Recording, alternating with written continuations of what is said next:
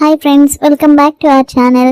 ఈరోజు నేను మా హస్బెండ్ మా అత్తయ్యతో కలిసి బయటకు వచ్చాము సరదాగా అలా తినడానికి.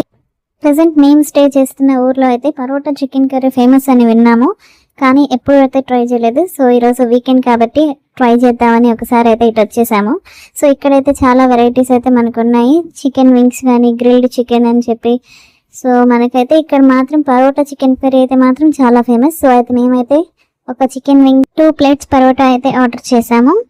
మనకి ఈ ప్లేస్ అయితే మాత్రం హైవే పక్కనే ఉంటుంది.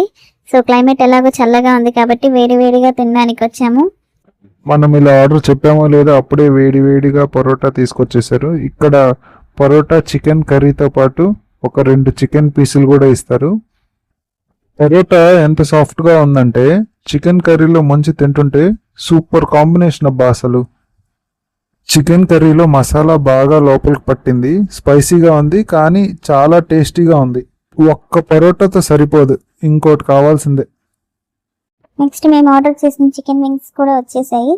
చికెన్ వింగ్స్ చూడడానికి అయితే మాత్రం బయట అయితే చాలా క్రంచీగా, లోపల అయితే చాలా జ్యూసీగా అనిపిస్తున్నాయి. సో ఇంకా టేస్ట్ అయితే చేశారు మా హస్బెండ్. చికెన్ వింగ్స్ అయితే చాలా పర్ఫెక్ట్గా కుక్ అయ్యాయి, చూడడానికి అయితే మాత్రం చాలా బాగున్నాయి. అండ్ మా హస్బెండ్ అయితే స్టార్ట్ చేశారు తిన్నాం.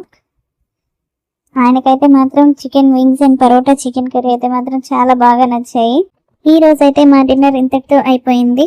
సో ఈ వీడియో మీకు కనుక నచ్చినట్లయితే please do like, share and subscribe. Thank you. By by.